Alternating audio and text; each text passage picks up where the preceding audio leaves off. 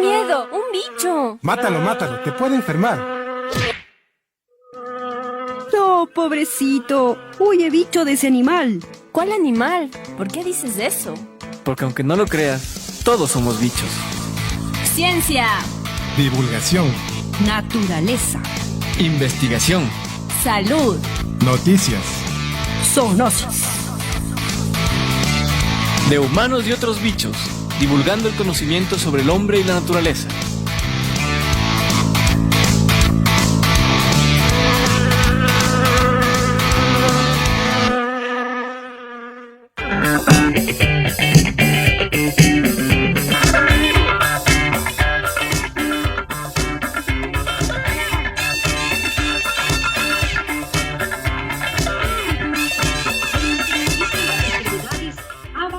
Tanto que es cada vez más difícil encontrar a alguien que esté completamente sano. Con estas palabras de Aldous Huxley, les decimos buenos días, estimados internautas, entusiastas de la ciencia. Damos inicio a un programa más de Humanos y otros bichos. Este es un espacio radiofónico y ahora virtual dedicado a la divulgación de la ciencia. Producido para ustedes por el Instituto de Investigación en Zoonosis CIS de la Universidad Central del Ecuador. Bienvenidos, es un gusto volver a compartir con ustedes este programa. Bienvenidos a todos Radio Escuchas, espero que les guste el programa del día de hoy, les tenemos un interesante conversatorio, así que estén súper pendientes.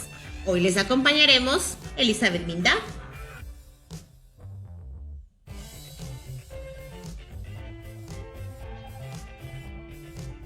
Sandra Enríquez, Franklin Vaca y por supuesto los amigos del CIS desde las 10 horas, así que estén súper pendientes.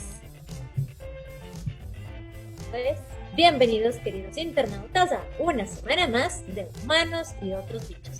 Como dijo Elizabeth, esta semana tenemos un muy interesante conversatorio para que sepan cómo están los estudios acerca de COVID en el Ecuador. Tenemos dos muy interesantes invitados con los cuales trataremos este tema y tampoco nos podemos perder lo de siempre, la bicho pregunta, intermedios musicales y ya veremos qué más. Muy buenos días internautas y gracias por estar con nosotros y acompañarnos cada semana en nuestro programa de Humanos y otros bichos. De seguro les va a gustar este programa.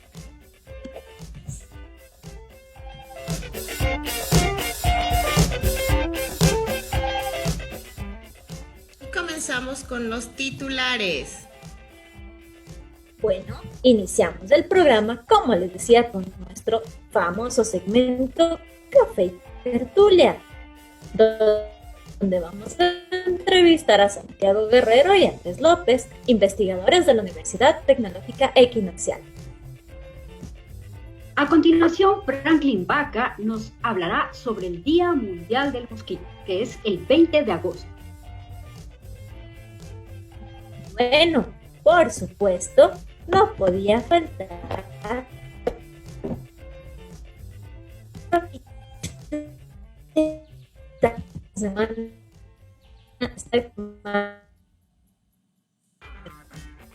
Así que chicos, de participar, ya vamos a ver si viajan en un coche.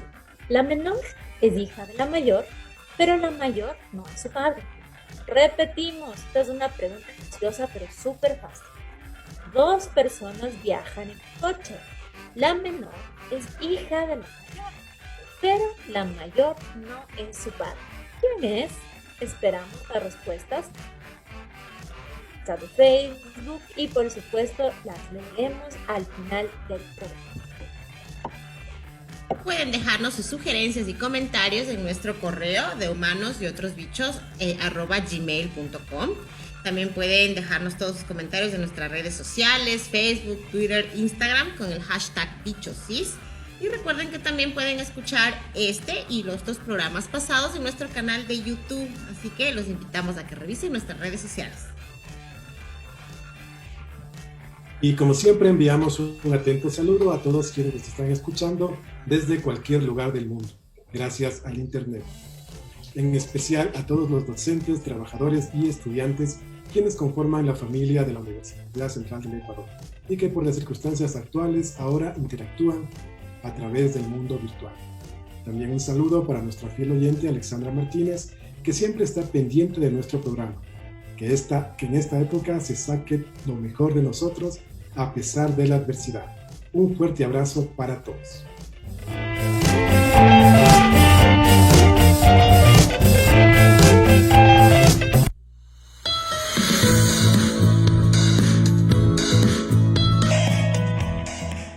Bueno, y como lo habíamos mencionado en los titulares, hoy tenemos el Café y Tertulia. Regresa después de mucho tiempo. En esta ocasión tenemos a dos invitados. El primero es Andrés López Cortés. Andrés es doctorado o estudió su doctorado en bioinformática en la Universidad de Coruña en España. Tiene un máster en biomedicina con especialidad en investigación translacional del cáncer por la Universidad de Barcelona.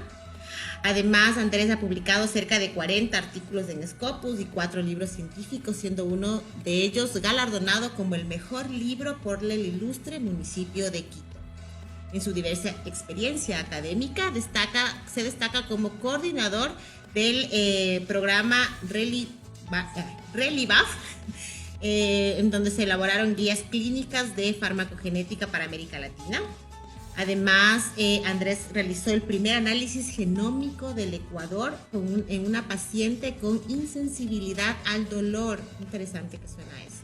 Actualmente es investigador de la Universidad UTE en el Centro de Investigación Genética y Genómica de esta universidad. Además, también tenemos a Santiago Guerrero. Santiago es PhD en Biología Molecular y Celular de la Universidad de Strasbourg en Francia. Es fue investigador postdoctoral en el Centro de Regulación Genómica en Barcelona. Sus trabajos publicados en revistas de alto impacto como el Cancer Cell, Nature Communication o el Journal of Virology son muy importantes y están enfocados a la infección del VIH y a la progresión tumoral. Él, al igual que Andrés, trabajan en el Centro de Investigación Genética y Genómica de la Universidad UTE y les damos una cordial bienvenida a los dos. Santi, Andrés, bienvenidos. Muchas gracias por la invitación. Siempre es un gusto estar con ustedes y también es chévere compartir este espacio con mi amigo Andrés. Esperemos que podamos hablar de muchas cosas. Sí, súper chévere. Ya Santiago ya ha estado aquí en otros programas, así que bienvenido Andrés también. Esperamos tenerte en otra oportunidad para que nos hables de esa experiencia de trabajar también en la parte de genética, ¿no?, del Ecuador y esas cosas. Es interesante. Pero realmente el tema que nos trae el día de hoy es un tema que es coyuntural en el mundo entero, que es esta pandemia por la COVID-19 desde marzo, desde que la OMS en marzo declaró la pandemia. Creo que han sucedido muchos eventos importantes y quisiéramos, ustedes están involucrados en este trabajo de investigar o de hacer investigación en la parte de COVID-19 aquí en el Ecuador. Y mi pregunta va un poco para empezar con Santiago. ¿Qué ha pasado con la COVID-19 aquí en el Ecuador? ¿Qué has visto? ¿Qué está pasando con la investigación aquí en el Ecuador? Coméntanos para empezar este conversatorio. Bueno, esto realmente nos sorprendió a todos, ¿no? Nosotros estamos haciendo investigación, nuestras líneas de investigación están enfocadas en cáncer, a procesos post-transcripcionales, bioinformática, y cuando vino todo esto no estábamos cubiertos, digamos, no teníamos un equipo de investigación. Ecuador no tenía un equipo de investigación en coronavirus. Hay pocos en virus, pero no en coronavirus. Entonces, de alguna manera, esta comunidad académica, que es muy pequeña, se tuvo que volcar hacia entender esta enfermedad en el país, porque si no, ¿quién lo iba a hacer? Entonces, en ese sentido, pues, yo recuerdo, Andrés, no sé si te acuerdas, cuando había este posible primer caso ciudadano chino. Nosotros no teníamos ningún método para poder detectar el virus. Estábamos peleando para traer los primers, intentar hacer algo, ¿no? Intentar que la universidad pueda ayudar a las pruebas, pueda ayudar a la investigación.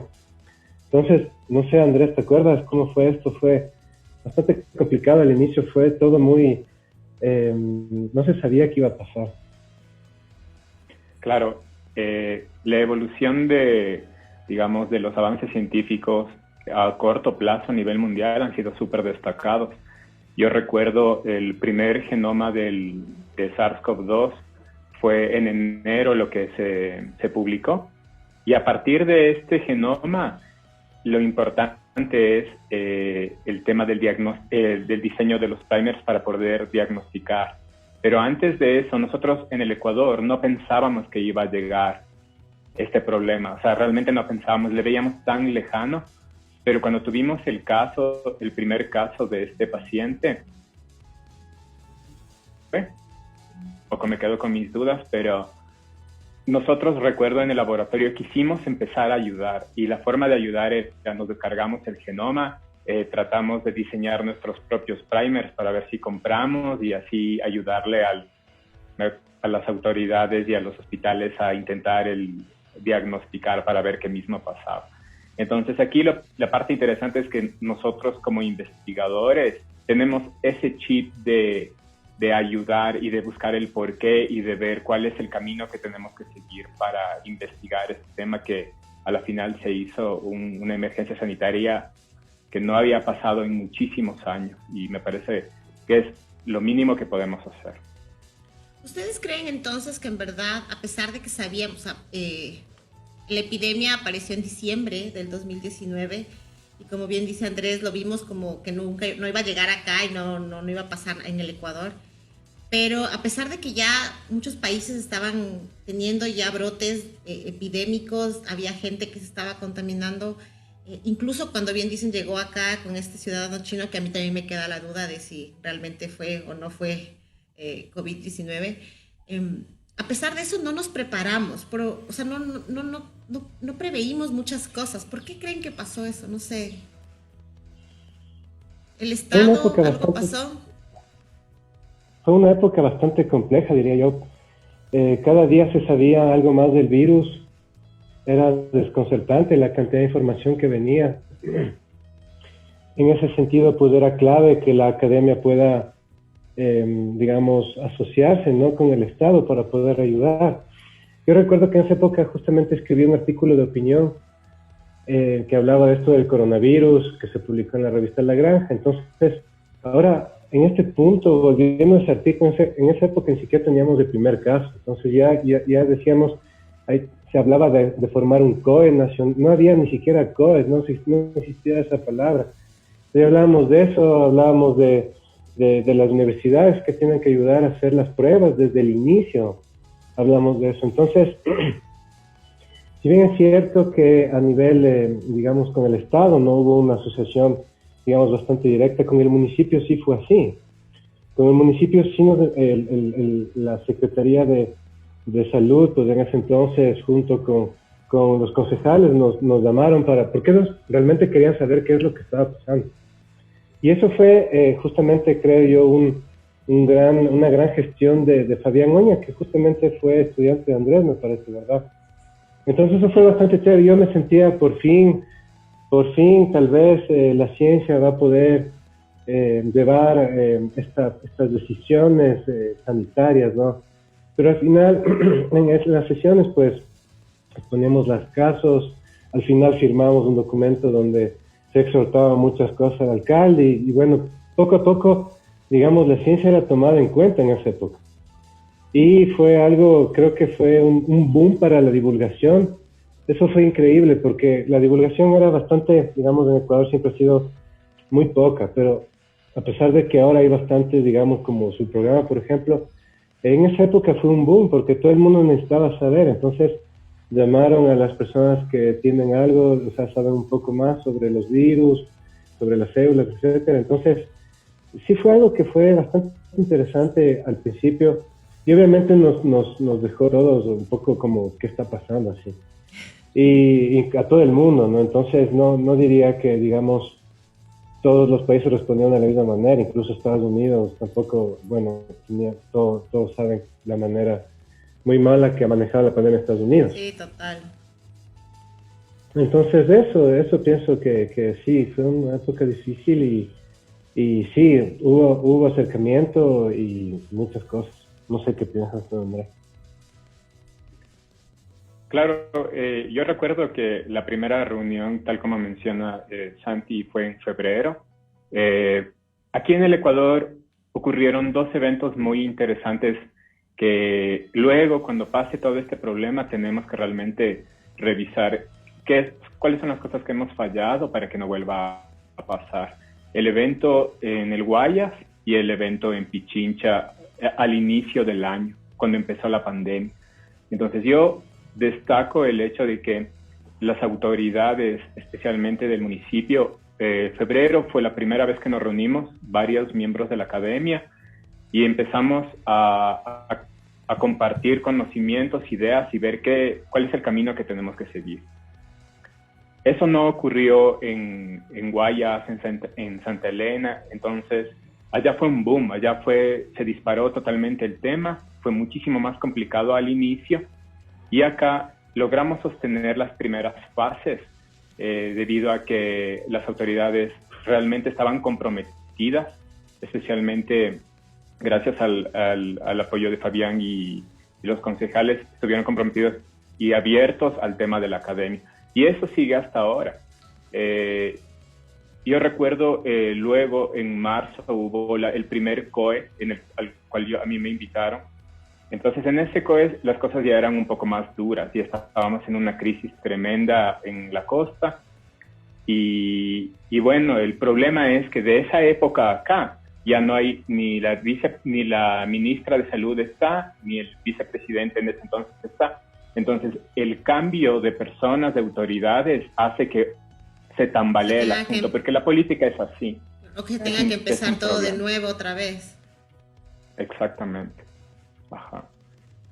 Entonces ahora lo que estamos haciendo es, seguimos trabajando, la academia siempre se ha mantenido unida, y no solamente en el tema de proyectos, también en el tema de cómo contrarrestar la pseudociencia, que también es otro tema que hay que explicarlo, que bueno, yo agradezco en general a la academia, pero también son los médicos que han sido conscientes con sus pacientes, etc. Entonces, bueno, así seguimos en eso, estamos todavía en medio del camino. Santiago y Andrés, ya ha pasado un tiempo, ya como academia, ya tenemos experiencia frente a una pandemia. ¿Cuáles han sido las debilidades que ustedes han identificado en esta pandemia y que son urgentes de resolver en la realidad ecuatoriana? Bueno, yo creo que una de las mayores debilidades fue al inicio, porque en ese punto no había métodos de diagnóstico, no existía nada. Y una vez que se descubrió el genoma, pues este grupo alemán saca los primers y manda el primer protocolo a la OMS, y fue como que, gracias. Entonces, era como que necesitábamos una respuesta más rápida, más eficaz del Estado para decir, ahí los primers los voy a... y yo mismo voy a empezar a hacer al menos los primeros kits de diagnóstico. Y eso no ocurrió porque después, no sé si se acuerdan, pero la muestra del ciudadano chino tuvo que mandarse al CDC, ni sé qué, para que le... Pues, era una técnica muy básica la que había que hacer. Sí, total. Y eso es como que yo no lo podía entender. Y ahí es donde tú te indignas, porque dices, ¿cómo podemos nosotros mandar la muestra a otro país cuando nosotros deberíamos tener las herramientas y ya ni siquiera hacerlas nosotros, sino simplemente tomar lo que hicieron los alemanes? Justo esa es otra pregunta. Hacer nuestro propio kit. Entonces, Jimena, no sé si quieres... Sí, disculpa que te interrumpa, pero justo eso, como muchos de nuestros radioescuchas no están muy familiarizados con la prueba de la que tú hablas. Yo también, nosotros en la radio decíamos lo mismo, si es fácil, porque lo hace, pero, o sea, cuéntales un poquito, danos tu visión de escala de 1 al 10, ¿qué tan fácil hubiera sido en vez de mandar el examen sin adquirir primers? ¿Qué se necesitaba? ¿Era costoso el adquirirlos o era más costoso enviar la muestra, que se demore un mes a que regrese? Con un poco de tu perspectiva para aclarar a los que nos están escuchando. Bueno, la PCR es una técnica que se ha usado por muchos años para amplificar regiones del genoma específicas. Y eso se ha hecho en investigación siempre. Y eso es también una herramienta de diagnóstico. Entonces, Técnicamente es muy sencillo hacer esa técnica. Simplemente era una PCR, ni siquiera estábamos hablando de una PCR en tiempo real o alguna cosa más complicada. Una PCR a ver si esa muestra del paciente intestino era positivo o no. Y pues obviamente había que, de una escala del 1 al 10, pues sí tomamos en cuenta también los protocolos de bioseguridad, ¿no? Había que montar un laboratorio al menos de bioseguridad 3 para que se pueda procesar la muestra ahí.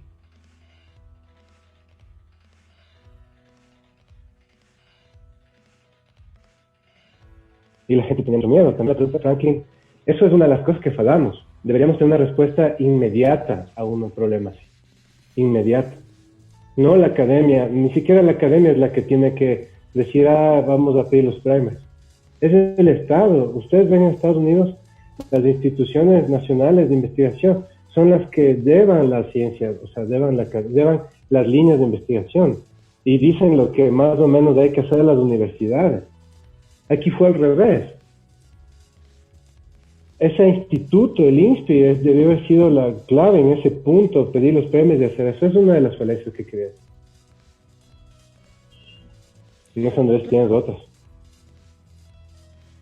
Con respecto también a lo que nos mencionas del INSPI, bueno, realmente sí, se esperaba una respuesta más rápida, pues desde el Instituto Nacional de Salud Pública. Entonces creo que muchos, pero también te pones a pensar los problemas también administrativos que tuvieron ellos, no había personal.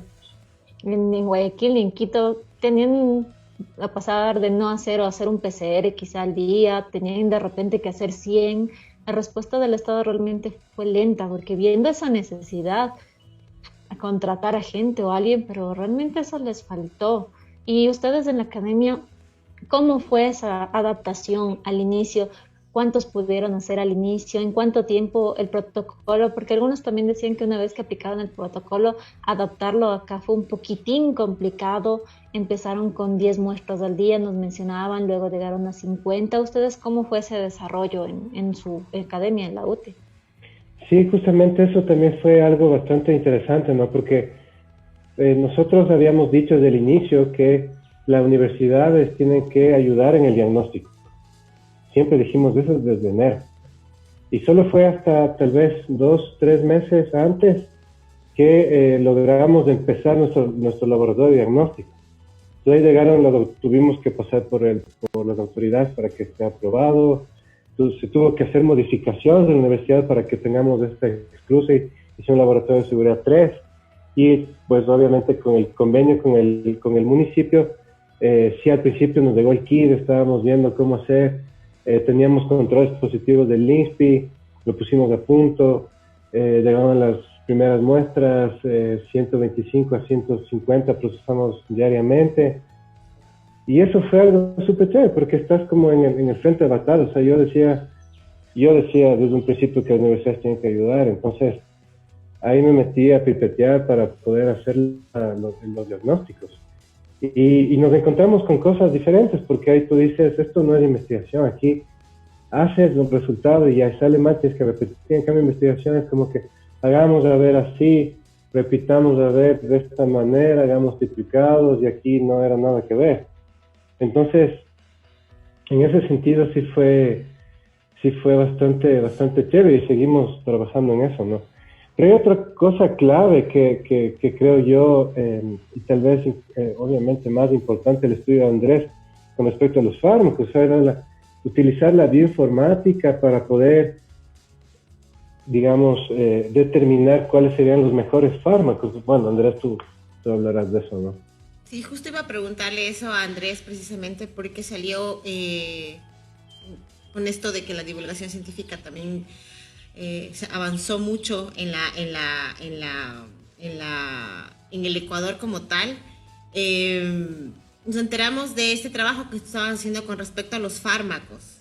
Cuéntanos un poquito de eso, qué es lo que encontraste, no sé, o qué es lo que existe también, porque hubo muchas cosas con respecto a diferentes fármacos que dijeron que sí funcionaba primero para la COVID, luego que no.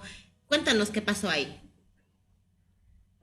Bueno, antes de eso quiero topar unos puntos de la pregunta anterior que me parecen importantes en cuestión de fallas del manejo de de los diferentes temas, por ejemplo. El uno fue que no tuvimos una respuesta rápida en el tema de comprar equipos, los EPP, y los médicos empezaron a contagiarse. Eso es algo que no puede pasar. Y al mismo tiempo hubo un montón de, digamos, de despilfarro de dinero o renegociaciones de bonos, pero lo más importante, que era la primera línea de los médicos, se dejó ahí a un lado, y eso demoró un tiempo hasta poder otra vez equipar. Eso es algo que no tiene que volver a pasar. La otra cosa que me parece un poco delicada es que empezó a haber una comercialización de kits rápidos de anticuerpos, y había más de 90 con aprobaciones de registro sanitario. Y había más de 90, la sensibilidad y la especificidad de la prueba varió. Unos valían, otros no valían. Entonces, nunca se estandarizó. Si bien es importante, junto a la QPC, junto al diagnóstico de PCR y junto a la clínica, para poder diagnosticarle efectivamente al paciente, yo recuerdo, veía en Instagram cuentas de seguros de autos que vendían estos kits.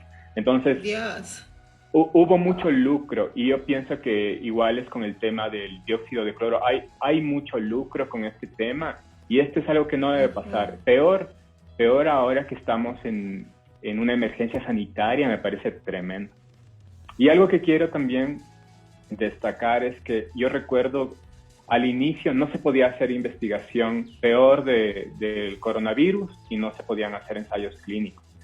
Entonces nosotros tuvimos una invitación para trabajar en un reglamento para colaborar con la Dirección Nacional de Inteligencia de la Salud del Ministerio, y recién en febrero, marzo es cuando nos sentamos, vimos el tema, dimos nuestra opinión para que sea mucho más efectivo la investigación, y bueno, luego ya se abrió el tema para que poder trabajarlo. Este es un trabajo también bastante importante de, en ese entonces, directora Adriana Granizo, y ahí estuvimos junto a Santi viendo, porque como nosotros sabemos cuáles son los caminos efectivos sin burocracia de la investigación, ayudamos, y con esto ya empezó a surgir todo el tema de la investigación. Claro. Y bueno, con respecto al tema de los fármacos, aquí hay una parte buena y una parte mala. La parte buena que hicimos es un trabajo multidisciplinario, donde hay investigadores nacionales e internacionales, bastante buenos en diferentes áreas, y al final fue un trabajo en el que, haciendo inteligencia artificial y analizando, digamos, el sistema inmune y la respuesta que puede tener una persona grave ante el virus, la idea es cómo contrarrestar la sintomatología grave del virus. No nos enfocamos nosotros ni al tema de vacunas ni al tema de antiviral, sino nos enfocamos a cómo llegar a bajar esa tasa de mortalidad, y por ende tener fármacos que puedan actuar en la sintomatología. Entonces, con inteligencia artificial, básicamente se encontraron 49 potenciales fármacos que trabajan en varios temas, en varios sistemas: respiratorio, cardiovascular, musculoesquelético, inflamación, etc. ¿Cuál es la parte?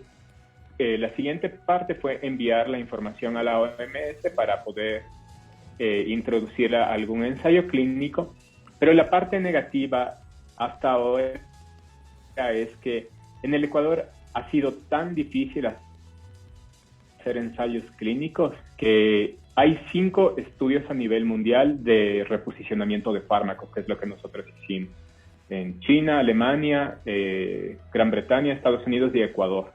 4 países han hecho ensayos clínicos a continuación en sus propios hospitales, y en el Ecuador nos quedamos estancados. No hay apertura de ensayo clínico. Entonces, es como que siempre tenemos limitantes, y es lamentable porque no depende de nosotros. Nosotros queremos hacer lo mejor posible, pero hay un montón de problemas que tenemos que solucionar. ¿Ustedes creen que esta es...? No, sigue, Sandrita, sí. Sí, quería preguntarle a Andrés, de esos 49 fármacos que tú encontraste, ¿Hay alguno que sea prometedor? ¿Hay alguno que se pueda utilizar para, digamos, como un tratamiento para el COVID? Sí, efectivamente los 49 son potenciales, porque hasta llegar a los 49, aquí lo que se hizo fue un estudio bastante importante, a ver, para darles una idea más clara. En el sistema, el cuerpo humano está conformado por genes que codifican proteínas. 5.000 proteínas están asociadas con el sistema inmunológico, innato y adaptativo, que son las dos respuestas que tenemos. De esas 5.000, 1.588 proteínas están sobreexpresadas en 3 tipos de células donde más ingresa el virus. Ahora, gracias a los avances de la ciencia, el virus ingresa a través de la unión entre la proteína S del virus con la proteína ACE2 que tenemos nosotros. Pero tenemos más en las células goblet de las fosas nasales, en los neumocitos de tipo 2 de los alvéolos pulmonares y en los enterocitos del intestino. Entonces, lo que nosotros hicimos fue ver de las 1.588 proteínas del sistema inmunológico asociado con las proteínas del virus, ver cuáles estaban sobreexpresadas en estos 3 tipos de células donde más ingresa el virus. Entonces, encontramos 75 dianas terapéuticas, que son 75 proteínas a las cuales vamos a analizarles qué fármaco es el que puede funcionar. Entonces, lo que hicimos fue, en la inteligencia artificial, tú obtienes y analizas la estructura química de las 10.762 fármacos que están aprobados por la FDA, que son todos los fármacos que existen en el planeta aprobados. ¿Y por qué esos? Porque ya pasaron ensayos clínicos y pasaron fases de seguridad y efectividad. Y los analizamos sobre las 75 proteínas sobreexpresadas y conseguimos 49 fármacos que tienen una afinidad y eficacia muy cercana a uno que digamos es la métrica que nosotros utilizamos en la química informática. Entonces, luego, gracias a un conjunto de profesionales, de médicos, de intensivistas que trabajaron en este trabajo, también evaluaron uno por uno y vieron que todos tienen una capacidad y una respuesta a diferentes síntomas en diferentes tejidos. Entonces, cualquiera de las 49 son potenciales para entrar en ensayos clínicos. ¿Por qué creen que hay tanta resistencia, por llamarlo de alguna manera, o tanto problemática al momento de poder implementar un ensayo clínico aquí en el Ecuador? ¿Por qué esos otros países que mencionabas, Andrés, sí lo lograron, lo consiguieron y Ecuador no? No sé. Mira, este es lamentablemente un problema que viene de años. Es un acarreamiento de problemas. Por ejemplo, uno es la inversión que haces a la infraestructura, a la salud, a la investigación en el país. Esto siempre tiene que ser constante y acumulativo a lo largo de las décadas. Por eso es que vemos que Alemania es súper fuerte, los institutos en el Reino Unido, en Estados Unidos son impresionantes, o sea, es imposible competir con ellos porque es todo un sistema de inversión. Interés por parte de los médicos sí hay. Yo he hablado con un montón de médicos que trabajan en las UCIs, están súper interesados en el sistema, pero, por ejemplo, la OMS tiene este ensayo clínico Solidarity y hace algunos meses invitó a los ministerios de salud de todos los países. ¿Y por qué? Porque trámites burocráticos, ahora entendemos que ha habido un problemón y mafias de corrupción, que también probablemente eso corche de alguna manera. Sí. Entonces es como que es un sistema que no ha tenido un progreso en el pasado y no tiene ni pies ni cabeza, lamentablemente. Hay interés por parte de las personas, pero la burocracia es tenaz. Eso es, pienso que es algo muy fuerte. Santi, no sé si tienes algo. Sí, claro. La burocracia ha sido, digamos, la piedra en el zapato de todos, ¿no? Claro. Es como que Yo recuerdo un proyecto, y lo peor es que no hay las bases, así tomando un punto de lo que tú decías anteriormente, las bases para hacer una investigación a veces ni siquiera existen. Entonces, lo que yo quería hacer, por ejemplo, cuando llegué acá, era hacer un proyecto de líneas celulares de pacientes pediátricos con cáncer. Ese era como mi sueño. Yo decía, no hay líneas celulares, digamos, con una diversidad étnica, la nuestra, no había. Entonces era obvio, era algo obvio que había que hacer.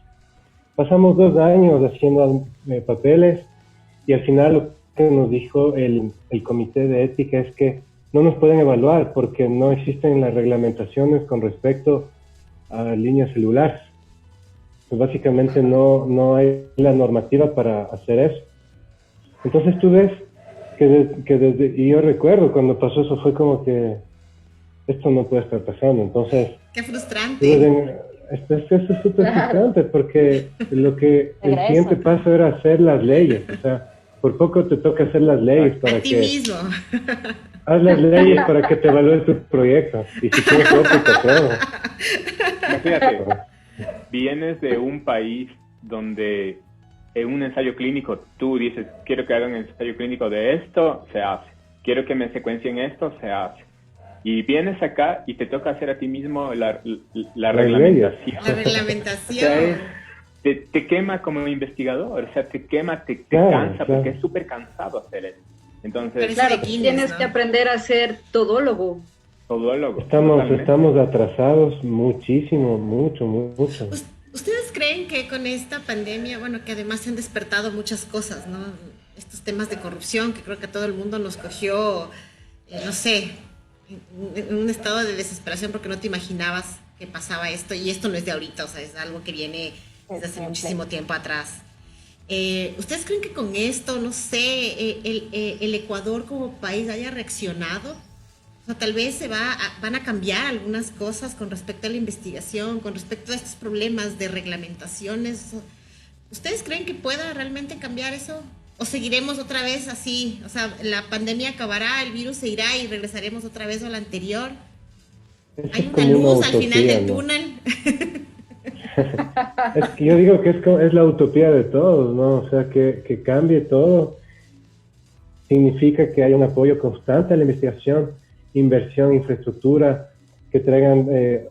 hay muchos ecuatorianos que están afuera, que hacen un montón de cosas súper chéveres y están en Harvard, están en otras universidades y no vienen acá por obvias razones. ¿Quién quiere venir? Cuando hay muchos problemas, no pagan a los médicos, ves estos casos de corrupción. ¿Quién quiere venir a un país así, no?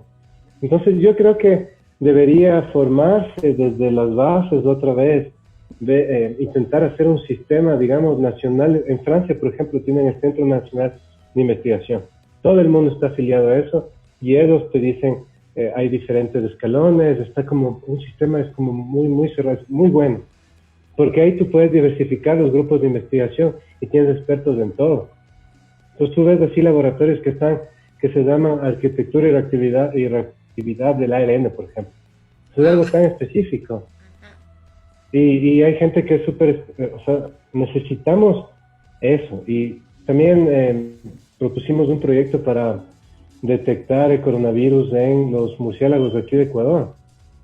Y eso es chévere porque, bueno, es chévere en el sentido de que hay tantas especies de murciélagos en Ecuador aquí que probablemente tengan alguna nueva cepa que podría ser posiblemente... Una potencial epidemia.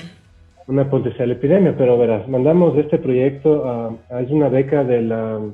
No sé, tú debes saber, Eli, es italiana y tiene que pasar primero por un consejo aquí. Entonces este proyecto de ver el virus en los murciélagos no pasó. Y es como que a mí me frustra bastante eso porque yo te digo, a ver, imagínate que aquí pueda existir un brote. Aquí nunca podríamos saber ni siquiera si existió, capaz ya existió y nunca supimos. Yo creo, ya estuviéramos todos muertos, la verdad, Santiago. Porque Ecuador es un país perfectísimo para empezar una epidemia. Pero también te digo que es perfecto para que si esto pasa todos nos morimos.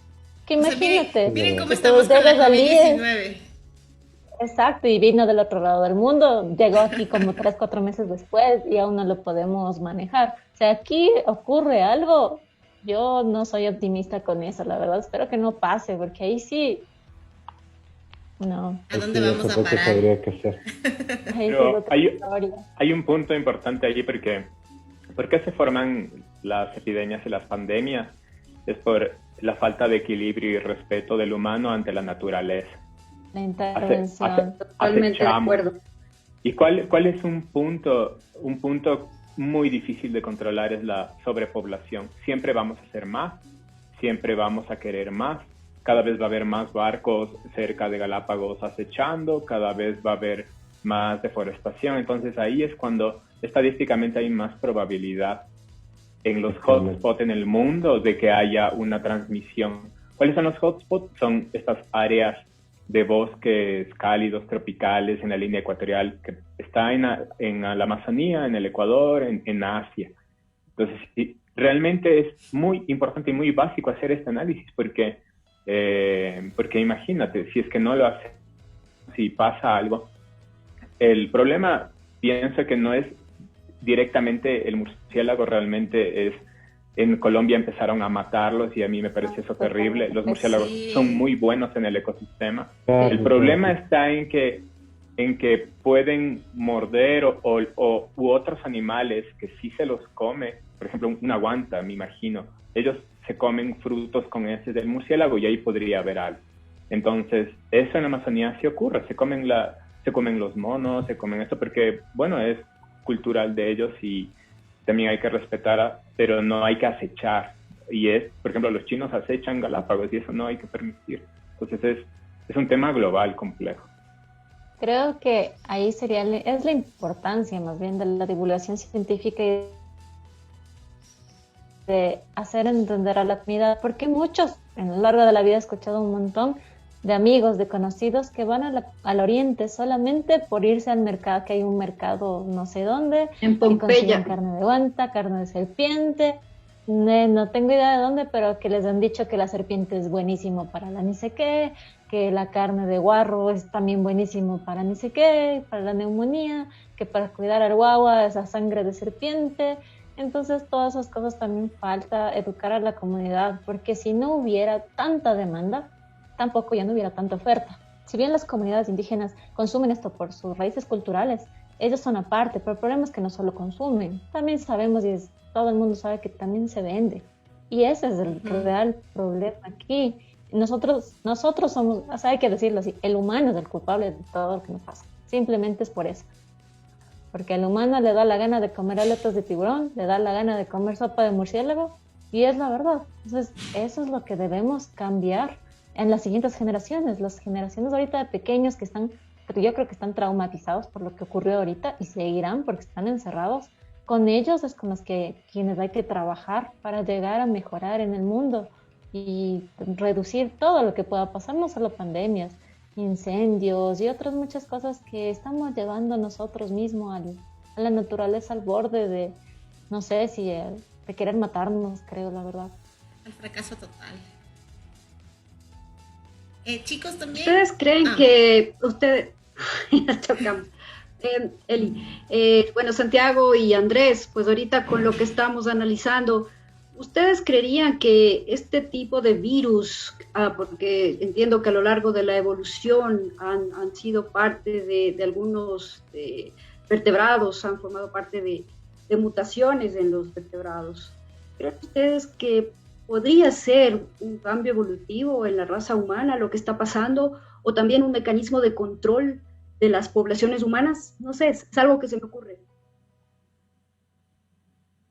Un mecanismo de control de las poblaciones humanas, pues sí he escuchado ese tipo de teorías, digamos, pero bueno, la verdad no, creo que no hay mucha evidencia casi nunca hay evidencia para estas teorías de conspiración, ¿no? Entonces, pero lo que sí quiero destacar es que el virus en sí sigue evolucionando, ¿no? Tú ves, por ejemplo, que hay cambios evolutivos dentro del virus. Entonces, ahora mismo se han detectado, justo salió un artículo en The Lancet hace 2 días, donde detectan que hay una nueva variante que le faltan 382 nucleótidos. Y esa nueva variante está asociada a una mayor hipoxia cuando la gente se infecta con esa variante. Entonces tú ves que de alguna manera se va seleccionando el virus, se va seleccionando hacia mayor infección, esta otra mutación que encontraron también donde aumentan las espigas del virus. Entonces el virus puede pegarse mejor a las células. Y eso es lo que va a ocurrir en la evolución, ocurre eso, se va adaptando, va mejorando, no necesariamente asociado, digamos, a una mayor respuesta inmunológica, ¿entiendes? Pero es un mejor virus. Entonces yo creo que es muy improbable que en el contexto de que sea para controlar las poblaciones y es un virus que sería, digamos, hecho sintéticamente, pues no es así, o sea, no hay. Tú ves que sigue evolucionando, tú ves que sigue mutando y asociado a características clínicas. Entonces dices, no, o sea, no puede, es la evolución, así fue. Y así nos puede pasar en Ecuador si nosotros no vemos qué virus hay en los murciélagos. Solo imagínate la cantidad de especies endémicas de murciélagos que tenemos, la cantidad de interacciones y cuántos tipos de virus habrá en esas células de esos murciélagos que son genéticamente muy distantes. Entonces tú ves que incluso podemos tener cepas incluso más antiguas, o sea, es todo realmente algo bastante importante. Pero no sé si respondí a la pregunta. Sí, yo igual considero que creo que no hay que dar paso al tema de cosas de conspiración. ¿Por qué? Porque yo recuerdo cuando empezó el problema en Wuhan, hay un diputado chino iba a demandar a Estados Unidos porque ellos crearon supuestamente esta cepa o este virus, porque empezó a tener el brote en China y luego, como migró, obviamente por el tema de globalización, luego, ¿a quién afectó más? A Estados Unidos, es al que más le afectó en todo el mundo, y luego Estados Unidos empezó a culparle a China por el tema, entonces es como que, o sea, no va por ahí, el tema es evolutivo, es muy claro, ya se sabía por los otros coronavirus, por ejemplo SARS-CoV, que estos evolutivamente, a ellos no les interesa llegar a un huésped y matarlo, porque a ellos les interesa infectar a mayor cantidad de gente. Entonces, por eso el menor porcentaje de personas es grave y muere, y el mayor porcentaje tiene síntomas leves o asintomáticos. Entonces, es un movimiento inteligente del virus. Lo que vemos, la diferencia con por qué no fue una pandemia así SARS-CoV y sí SARS-CoV-2, la estructura de la proteína S, que es la que se pega a nuestro cuerpo, tiene una afinidad mucho más alta, la capacidad de contagio es mucho más fuerte y por ende la respuesta inmunológica hace que la hiperinflamación nos aniquile.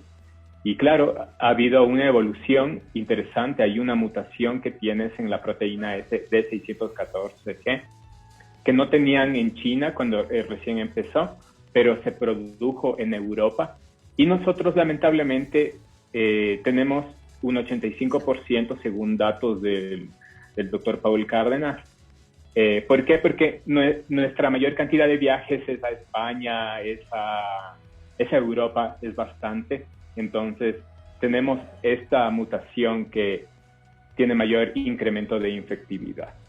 Entonces es un tema evolutivo bastante interesante y complejo al mismo tiempo. Chicos, ustedes nos habían comentado también que uno de los proyectos de investigación en los que estaban trabajando con el SARS-CoV aquí en el Ecuador era el de tratar de identificarlo en aguas residuales. ¿Nos pueden contar un poquito cómo fue esto? ¿Qué resultados han obtenido con respecto a esto? Sí, claro. Nosotros siempre estamos buscando cosas que hacer. Y cuando salió los primeros reportes en el mundo que se encontró en aguas residuales, se hizo una epidemiología basada en aguas residuales. A mí me pareció súper interesante porque indirectamente tú sabías, la idea no era ir a detectar el virus, la idea es más o menos calcular cuántas personas estarían infectadas, ¿ya? Y ese dato es el que necesitas para poder decir, bueno, pasemos del semáforo rojo al amarillo, no. Digamos, es un indicador más, ¿ya? Entonces, yo veía los preprints sobre esas cosas y la técnica era realmente súper sencilla. O sea, era una técnica, antes, bueno, yo he trabajado con el VIH y era la misma técnica de concentración, la misma técnica de extracción de ARN y la misma técnica de PCR para poder medir.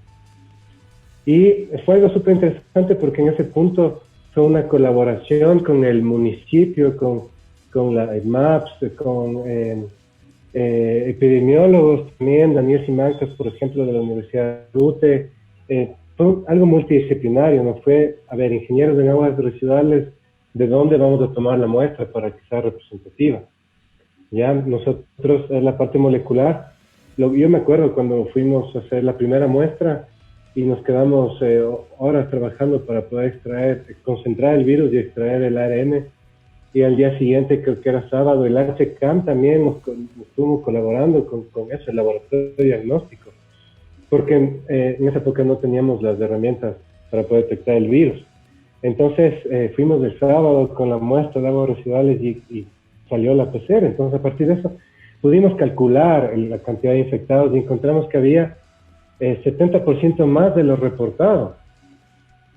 Eso obviamente es un dato más, un indicador más, por ejemplo, igual a lo de las UCIs, igual a la cantidad de muertos. Era un indicador más. Y todos los indicadores te demostraban que no era lo que estábamos viendo. Había muchas personas, no es lo que esperábamos, porque hay muchas personas que son asintomáticas. Entonces, este proyecto a mí me gustó bastante porque yo salí antes de la pandemia yo estaba haciendo un ensayo celular en células de cáncer. Y nunca me imaginé que después iba a estar ahí viendo el virus en aguas residuales. Y eso es algo chévere, porque tú ves la evolución de la academia ante la pandemia, ha sido así. Paul Cárdenas con el genoma, obviamente todos los epidemiólogos que tiene el país empezaron a hacer un montón de análisis súper interesantes, hubieron modelos matemáticos de la gente de la ESP. Tú veías así mucha gente que sacaba algo, toda su experticia que tenía otro tema la aplicaba a la COVID-19. Entonces eso fue bastante interesante. Yo no tengo nada que ver con aguas residuales, sé la técnica para hacer el virus, me pareció sencillo. Yo recuerdo, sí, que igual para traer los tubos que necesitaba, el material para hacer eso, se demoró un montón de tiempo. Y al final pues encontramos eso y eso solo era el estudio piloto y después la idea porque sigue el proyecto en pie, ver en otras parroquias y sacar una muestra más grande. Y nos vimos afectados por la corrupción, porque en ese punto, no sé si se acuerdan, el exgerente y algunos funcionarios de la EMAPS fueron a la cárcel y todo el proceso administrativo que habíamos seguido para poder obtener las muestras se fue al piso. Por eso no hemos podido hasta el momento, hasta ahora estamos retomando otra vez, ya se retomaron con la nueva secretaria de salud del municipio y ya en teoría vamos a empezar, pero a que vean cómo la corrupción incluso paró un proyecto, digamos, fundamental de investigación. O sea, la corrupción dañó todas las cosas. Cáncer de Ecuador. La corrupción es del cáncer de Ecuador, exactamente. Exactamente. Entonces, ese proyecto sigue en pie, esperemos que sigamos con el apoyo y podamos detectar el virus y podamos hacer algo más completo, digamos, a pesar de que probablemente tal vez ya no es la época, ya ha pasado mucho tiempo, no creo que volvamos a un semáforo rojo. Entonces, porque al final esta investigación es para una toma de decisiones. O al menos esa es la idea, ¿no? Esa era la idea. Entonces, ¿de Exacto. qué me sirve ahora? ¿De qué nos sirvió en esa época que mostramos que era 70% más? Si pasamos igual a los semáforos, al semáforo amarillo. Y abrieron feriado y abrieron las playas, entonces ¿de qué sirve? Claro, entonces al final tú te desilusionas, te indignas. Sí, qué decepción. Cada día ves la corrupción y yo la verdad te juro que he pensado en irme del país. Porque, ¿qué haces aquí? O sea, no, es demasiado, o sea, es demasiado. Son muchas trabas. Qué triste, y creo Sí, que ese también es el realmente. pensamiento de muchos investigadores, ¿no? Querer salir de aquí, porque aquí nos ponen más el pie que cualquier cosa, que apoyarnos. Así es. Sí, realmente esta pandemia ha evidenciado el divorcio que hay entre el Estado y la academia. O sea, no hay ese apoyo a la investigación. Los investigadores tenemos que pasar por un montón de obstáculos para poder investigar, no valga la redundancia, que realmente, como ustedes lo están manifestando, nos da mucha decepción y a veces da ganas de dejarlo todo. Pero bueno, hay que seguir adelante, habrán tiempos mejores, no hay que perder la esperanza. Y bueno, les agradecemos a Santiago y a Andrés por lo que han compartido con nosotros en este conversatorio en el segmento Café y Tertulia. Hasta una próxima oportunidad. Muchas gracias. Muchas gracias por la invitación y bueno, chévere compartir este espacio con ustedes. Gracias, chicos. Gracias, chicos.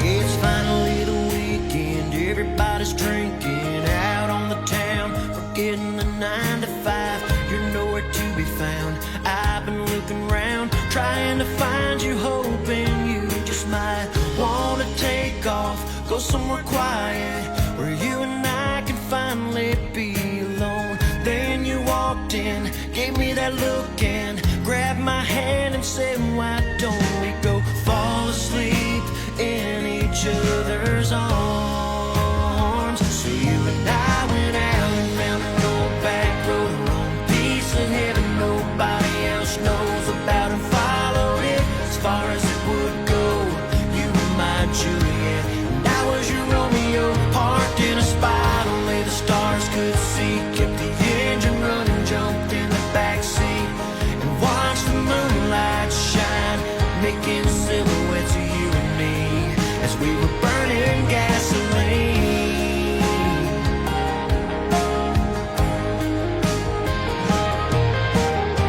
Feels so perfect, can't get enough of this. Everything about it is what I'm looking for.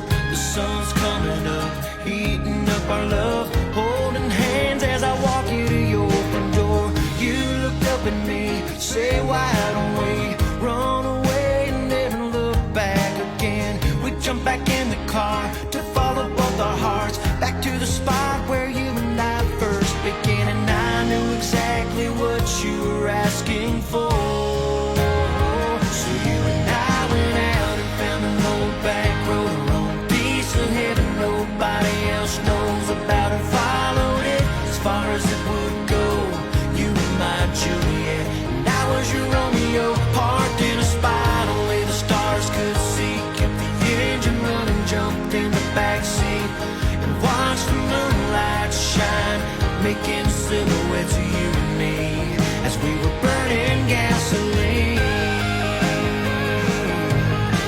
And to this day it's still only you and I, out on some old abandoned roads and miles past the county line, where you and I went out and found an old back road, a piece of heaven nobody else knows about, and followed it as far as it would go. You were my Juliet and I was your Romeo. We parked in a spot only the stars could see, kept the engine running, jumped in the backseat and watched the moonlight shine, making silhouettes of you and me. And after all these years, you and I are picking up speed as we're burning gasoline.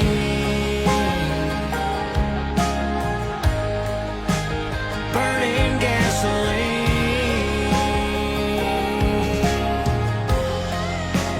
Burning gasoline.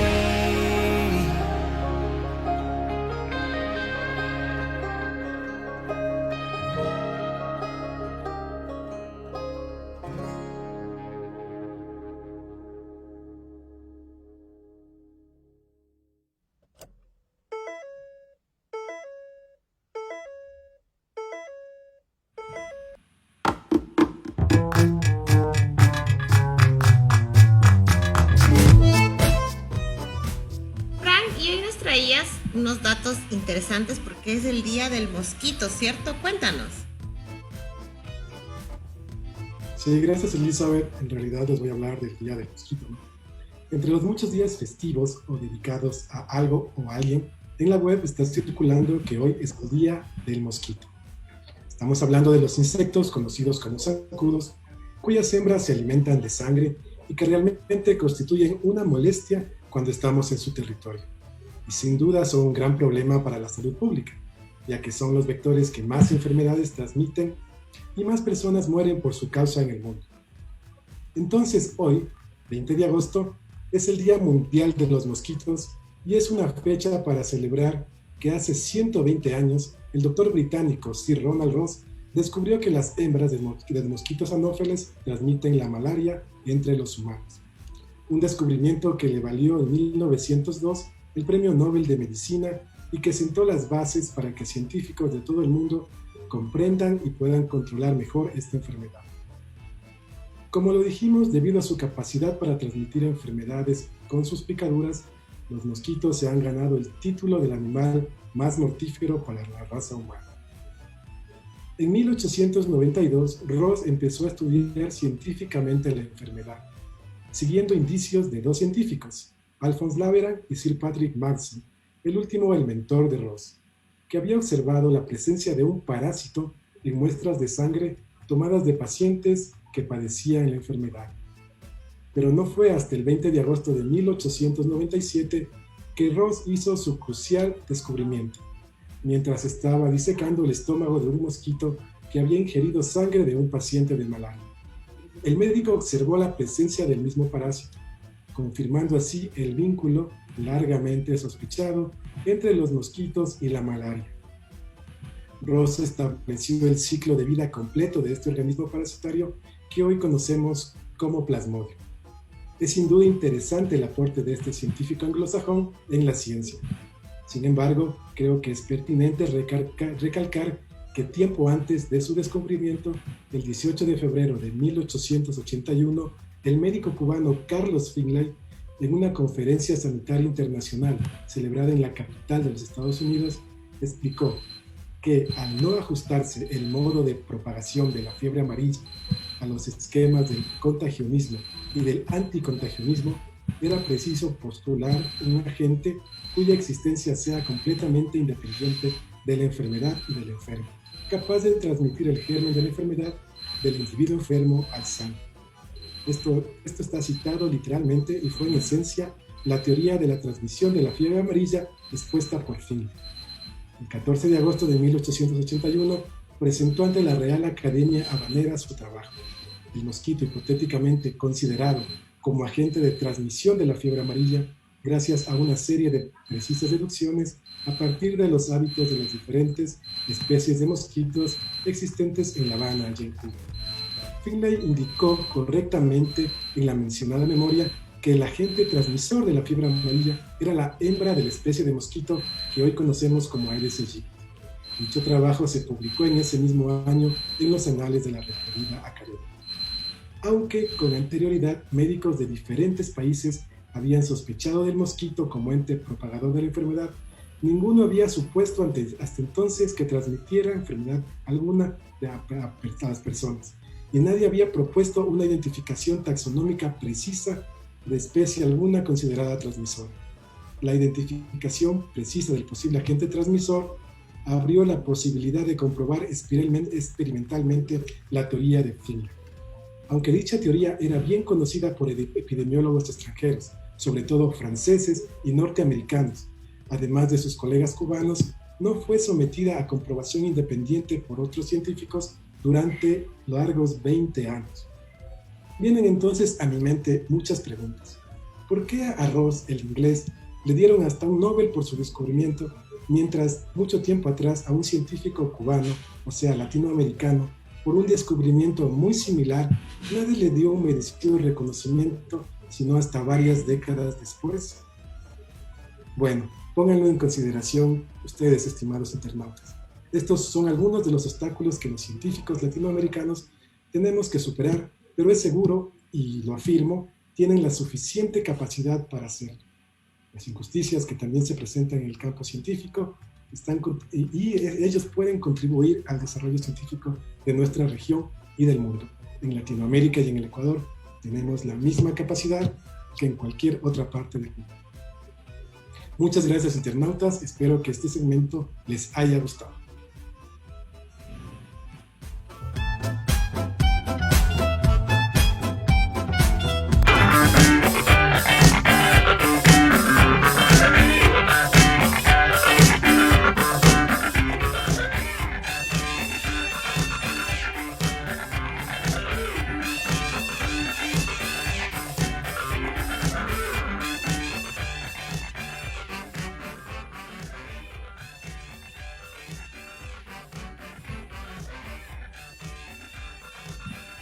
Bueno, y como todo lo bueno se acaba, nuestro programa se ha acabado el día de hoy también.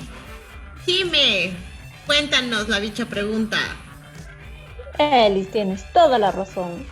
Termina el programa, pero estamos seguros de que les encantó tanto como a nosotros. Así que vamos a terminar con la bicha pregunta. 2 personas viajan en un coche normal. La menor es hija de la mayor, pero la mayor no es su padre. ¿Quién es esta persona? Está súper fácil.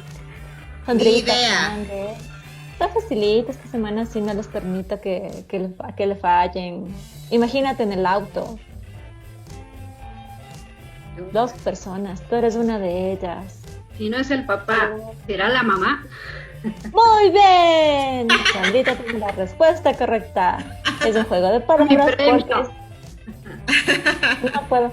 Esta vez ya no hay premios. Un abrazo virtual, bravo. Pongamos eso. Pongamos bravo. la manilla, el aplauso. Eso ahí está. El aplauso. Ahí está, Sandrita, tu premio. Sandrita, al igual que. Sí, bravo, Sandrita. Algunas personas también esta vez le atinaron a la respuesta correcta. Stanley también nos manda la mamá. David también nos manda saludos desde Santo Domingo, que nos está escuchando. Jess también, muchas gracias por escuchar cada semana. Esta vez no le atinó la respuesta correcta porque dijo la hermana. No es la hermana, pero a la siguiente latina, Miguel tampoco le atinó en esta, dice la vecina, tampoco es. Ya estaban, parece que esto estaba difícil. No estaba difícil, estaba facilita.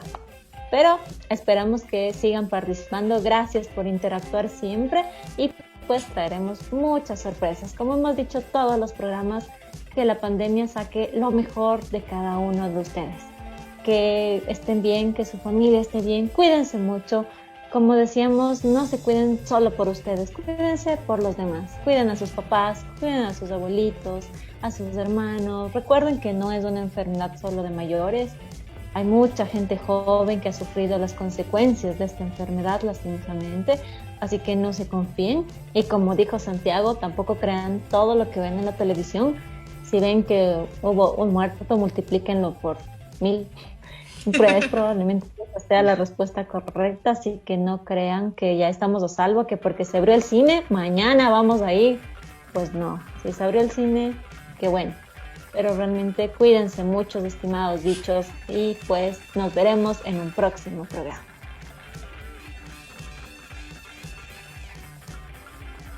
Gracias, Jimé, tus consejos sin duda son valiosos. Muchas gracias, internautas, por escucharnos. Un programa súper interesante, estoy seguro que les ha gustado. Hasta la próxima entrega de nuestro programa. Hasta la próxima semana, bichos, cuídense mucho, recuerden quedarse en casa, no nos confiemos, por favor, es por ti y por los seres que tú quieres en tu casa, tu familia, así que cuídense muchísimo. Hasta el próximo viernes. Me uno a lo que todos los amigos bichos acaban de mencionar. No se olviden de usar su mascarilla, de lavarse las manos constantemente, de mantener la distancia física de 2 metros para poder continuar viviendo. Queremos agradecer a Elizabeth en los controles porque hace posible que este programa llegue a nuestro vida. Con gusto compartir este tiempo provechoso con ustedes, queridos internautas. Hasta un próximo programa. Y no se olviden que la ciencia triunfe.